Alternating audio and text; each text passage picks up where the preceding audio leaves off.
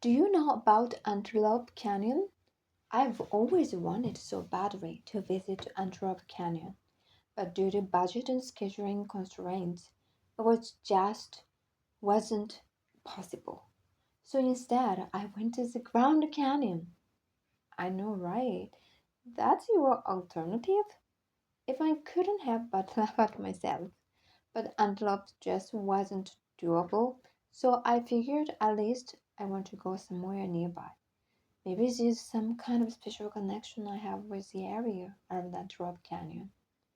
The Grand Canyon, officially called Grand Canyon National Park, it's one of the United States national parks. Back in junior high and high school, I was obsessed with Britney Spears. And wasn't one of her music videos shot here? I visited the Grand Canyon via tour that departed from Las Vegas. With a mix of excitement and nervousness, I made my way to Vegas. Las Vegas, known for its casinos, shows, and luxury hotels, is a top tourist destination. But honestly, just imagining it made me uneasy.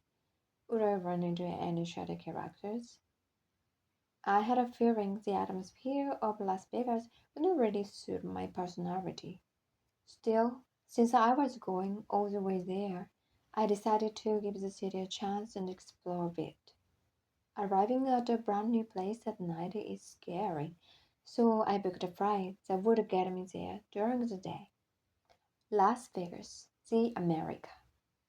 When I arrived in Las Vegas, I was overwhelmed by what I can only describe as the America feeling. What is the America, you ask?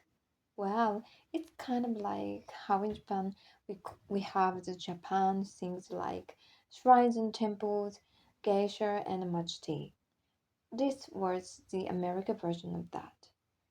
Even though I was already living in the US, Las Vegas was full of things I'd never seen before. Massive buildings, neon lights, crowds of people everywhere. It was like the whole city was one big theme park. Except, unlike a theme park, there was no safety nets. Everything felt like it was at your own risk. That was my impression of the city. On the shuttle bus from the airport to the hostel, my anxiety kicked in. I sat near the driver, concentrated scanning my surroundings. Then suddenly, a plane flew by so close in front of me. It felt like it was right overhead. Voila! Amazing! I immediately snapped a photo. And honestly, even just that moment was enough. The deep blue sky I'd never seen before, and that plane. It made me so glad I came to Vegas. Jet lag and the surreal Vegas daylight. Vegas offers things you'd never experience in Japan. I decided to see a Cirque du Soleil show at a hotel, but I totally fell asleep. Jet lag hit me harder than most people. It's always been like that, but it's still disappointing every time. Still, I remember some parts of the show, so I called that enough. Things never go perfectly according to plan. It really is ideal to make a travel schedule that fits your own body and time adjustment needs. Anyway, took your time before the show. I strolled down what I call the tourist road. Not an official name, just a main strip. During the day, the chaos of Vegas becomes almost surreal and pop colored under the glaring sunlight. The sidewalks were scattered with corrugated cars and dry fryers. Families and the tourists moved in waves all over the place. It felt like a dreamlike pink world. There were countless shopping spots inside the massive buildings, but I wasn't really interested. I mostly spent my time visiting the free attractions inside the hotels and watching their free shows. Nighttime in Vegas, dazzling and dramatic. At night, Vegas turned dazzling. The daytime chaos sinks into the dark, and the people begin dancing under sparkling artificial lights. I happened to work first a fountain show, set on a man-made lake designed to feel grounded and serene. The water danced in sync with dramatic music. It was a stunning free show. Maybe similar show exists in Japan now, but back then it felt totally unique. I was seriously moved. Imagine that. One of my favorite parts? The ducks. When the show starts, they smoothly swim to the edges of the lake and wait patiently until it ends. So cute. These ducks knew the drill. They knew when it was safe. Moments like that, those encounters with animals, bring me peace. The Ground Canyon adventure. The next day was the main event, the Ground Canyon tour. It was a good tour, so I thought I'd be fine. But nope. Once we arrived at the park, we were on our own under the meeting time when the bus would depart. But then we didn't have smartphones. I had to rely solely on memory and intuition to find my way back. Now, I've always been terrible with directions. I can't read maps to save my life. I should have bought a compass.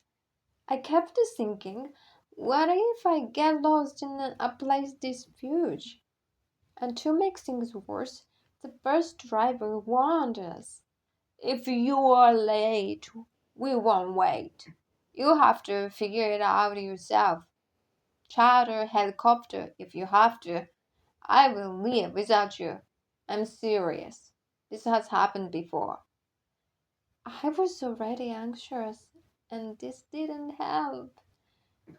Then a married Chinese man traveling solo started chatting with me, and maybe scared too, suggested we explore together. Absolutely not. I couldn't do that, no way. I scanned the area and I found a girl about my age. I explained my situation and she kindly agreed to explore together. She was traveling solo from Indonesia. We took pictures of each other and had a great time. She could read maps, manage time well, and we made it back to the bus with time to spare. What do you really need when traveling? In moments like this, language skills become essential. To avoid getting stuck, you also need to read maps, manage time well, and judge character, knowing who to trust. Of course, safety planning, gathering info, having stamina and good health. All of that matters too. At least, that's what I believed back then. Nowadays, smartphones cover so much language barriers, navigation, time management, and more. Just don't forget your power bank.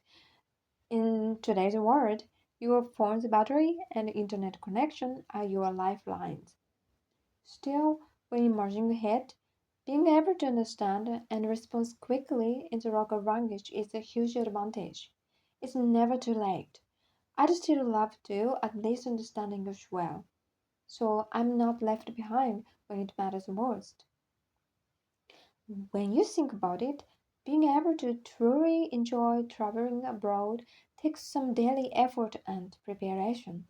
But those skills and experiences, they help not just during travel, but in everyday life too. My Ground Canyon impressions. And now, to wrap up this travel story, my honest impression of the Grand Canyon. It wasn't as red as I expected.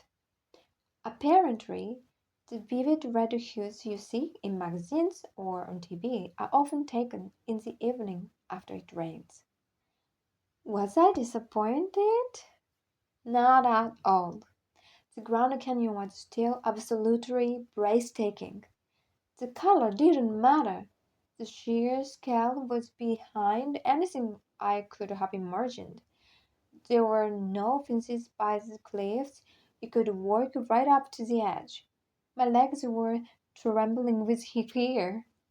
Again, I felt this is the land of personal responsibility. That's it. The American feeling I had earlier. It's that overbearing freedom paired with total personal accountability.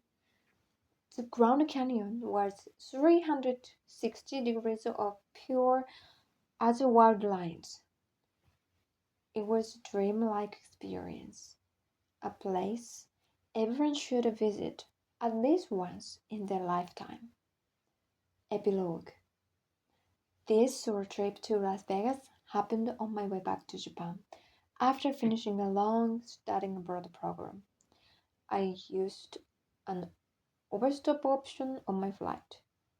I had tons of luggage, a giant suitcase, a small suitcase, and even a plastic sculpture I made in an art class. Yeah, I was that attached to my own work. It was insanely hard to move around with all that. But looking back, I miss the version of me who just went for it without hesitation. Unbelievable, right? Without doubt, I was in the prime of my youth back then. I felt it deep in my heart. Sure, I had my worries, but I also gained unforgettable moments I'll carry for a lifetime. I may never go back, but it's a memory that will never fade.